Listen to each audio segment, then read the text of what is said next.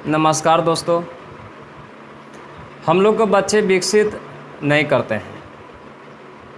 हम लोग के बच्चे पढ़ते भी हैं लेकिन विकसित नहीं करते हैं। इसका कारण क्या हो सकता है? या बच्चे में कोई गुण नहीं डालते हैं, या हम लोग को कोई कमी हो जाती है, या माहौल की कमी होती है, या सरकार की कमी होती है। कहाँ कमी होती है? आखिर हम लोग को बच्चे क्यों नहीं पढ़ते हैं? या हम लोग को आर्थिक स्थिति खराब है जिसके चलते हम लोग को बच्चे नहीं पढ़ते हैं, या आगे नहीं बढ़ पाते हैं। एक साधारण सा नौकरी ले लेते हैं, जैसे ग्रुप डी हो गया, बिहार पुलिस हो गया।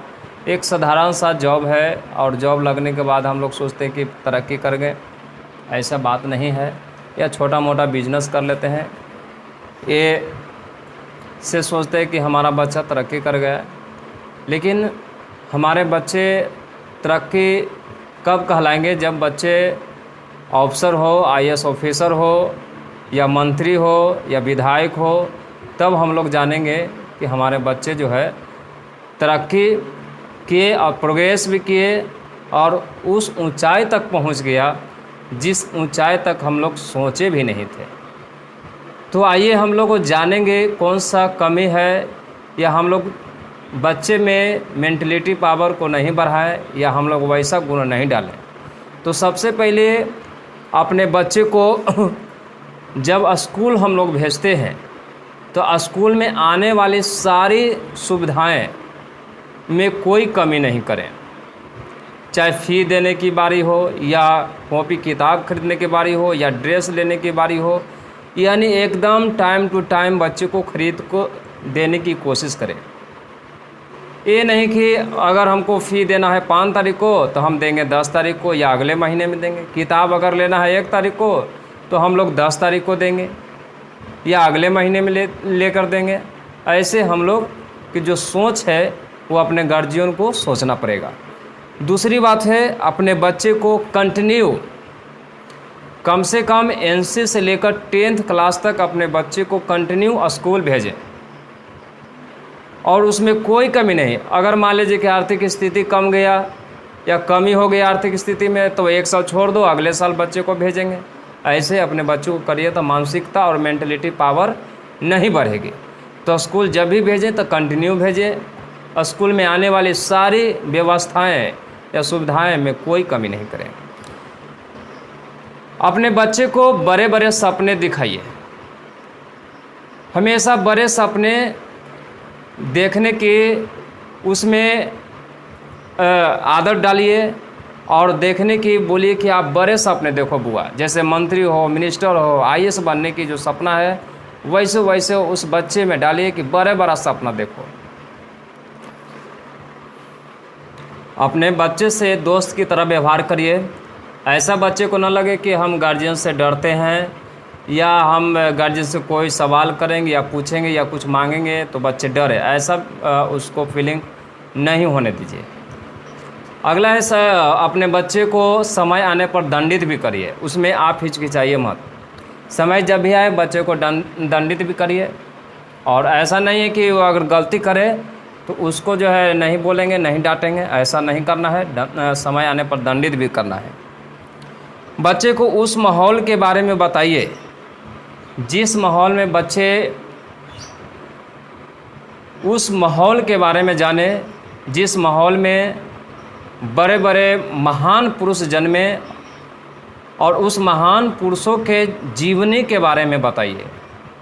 हमेशा वैसे महान पुरुषों के बारे में बताइए जो महान पुरुष देश के लिए काम किए, समाज के लिए काम किए। वैसे वैसे महान पुरुषों के बारे में अपने बच्चों को बताने की कोशिश करिए। कभी अपने बच्चे को अंधभक्ति मत सिखाइए। जैसे देवी देवताओं को पूजा करना हो, ये सब के बारे में अपने बच्चे को मत सिखाइए, क्योंकि अपने बच्चे को ये सब करने से कुछ फ़ायदा होने वाले नहीं है। अपने बच्चे को वैसे बारे में बताइए जो वास्तविक हो। काल्पनिक के बारे में मत बताइए। जो वास्तविकता है उसके बारे में अपने बच्चे को बताइए, क्योंकि देवी देवताओं के बारे में काल्पनिक है, वास्तविकता नहीं है। कभी भी अपने बच्चे को धार्मिक किताब पढ़ने के लिए नहीं कहिए। जैसे गीता, रामायण, हनुमान चालीसा, इस सब के बारे में अपने बच्चे को पढ़ाने से कोई फ़ायदा नहीं होगा। उसके जगह पर उसके बच्चे को फार्मूले की किताब पढ़ने के लिए बोलिए, उसके जगह पे उसको फार्मूला याद करने के लिए बोलिए। ऐसे ऐसे अपने बच्चों को दिमाग में वैसे गुण डालिए जिससे वो विकसित हो। उसके जगह पर अपने बच्चे को महान पुरुषों को किताब पढ़ने के लिए कहिए, महान पुरुषों को पढ़ने के लिए कहिए कि धार्मिक किताब की जगह पर जो है अपने बच्चे को महान पुरुषों के बारे में पढ़े, तब जाके माइंड जो है अपने बच्चे को मेंटलिटी पावर बढ़ेगी। अपने बच्चे को पूजा पाठ से दूर रखिए, क्योंकि कर्म ही पूजा है। अगर कर्म करेगा तो सफलता मिलेगी। अपने बच्चों की इस तरह से अपने बच्चे को गुण डालिए और उसके माइंड में ये डालिए कि कर्म ही पूजा है, कर्म करेगा तो फल मिलेगी। पूजा करने से कुछ नहीं होता है, और इसका अनुभव मेरे पास भी है। पूजा करने से अपने बच्चे को न कुछ मिलेगा और न कुछ होगा उससे। बच्चे को ऐतिहासिक जगह पर घूमने के लिए भेजिए। जो ऐतिहासिक जगह है जैसे Lal Qila, Taj Mahal, gateway of India, ये सब जगह पर बच्चे को भेजिए, जिससे बच्चे घूमकर वहाँ के कुछ जो नॉलेज ले, ज्ञान हो प्राप्त, और कुछ दिमाग भी बच्चे को खुलता है। कभी भी बच्चे को किताब, कॉपी या स्कूल फी ये सब देने में कोई कमी मत करिए। कहावत भी है, बड़े बड़े महान पुरुष भी बोले हैं कि एक दिन भूखे रह जाओ, लेकिन पढ़ाई कभी नहीं छोड़ना है। पढ़ाई में कोई कमी नहीं करना है। अपने बच्चे को मोबाइल और टीवी से दूर रखिए। कभी भी अपने बच्चे को मोबाइल में भोजपुरी वीडियो और भोजपुरी गाना सुनने को मत कहिए। उसके जगह पे अपने महान पुरुषों के बारे में वीडियो देखने के बारे में बोलिए,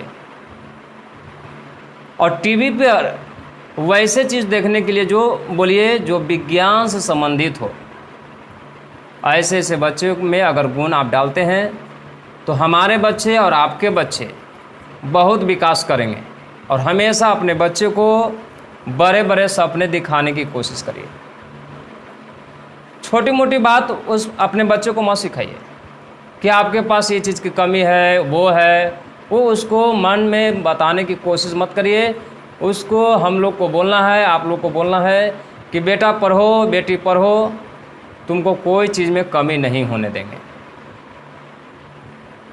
आप लोग या हम लोग अपने बच्चे को विकास करने के लिए हमेशा ध्यान देंगे, और बच्चे ही देश का भविष्य होता है। और आजकल के नौजवान साथियों या हम लोग या कोई भी हो, मोबाइल में या लन फन देवानंद में व्यस्त रहते हैं, जिससे कोई फ़ायदा नहीं होता है। हमारे देश के जो नेता हैं नौजवानों को यूज करते हैं, और नौजवान भी यूज होता है। नेता बन जाने के बाद जो है न हमारे सरकारी स्कूल की व्यवस्था को सही करते हैं, न शिक्षा व्यवस्था को सही करते हैं, सिर्फ जो है जुमलेबाजी करते हैं। इसलिए ये सब से दूर रहिए। अपने बच्चों को सिखाइए, ये सब के बारे में नॉलेज दीजिए अपने बच्चों को कि देखिए क्या क्या होता है, और अपने बच्चे को हमेशा विकसित करने में सहयोग करें। और आपके बच्चे बढ़ेंगे या हमारे बच्चे बढ़ेंगे तो देश जो है बहुत आगे बढ़ेगी, और इस बात पर ध्यान देना है। बहुत बहुत धन्यवाद।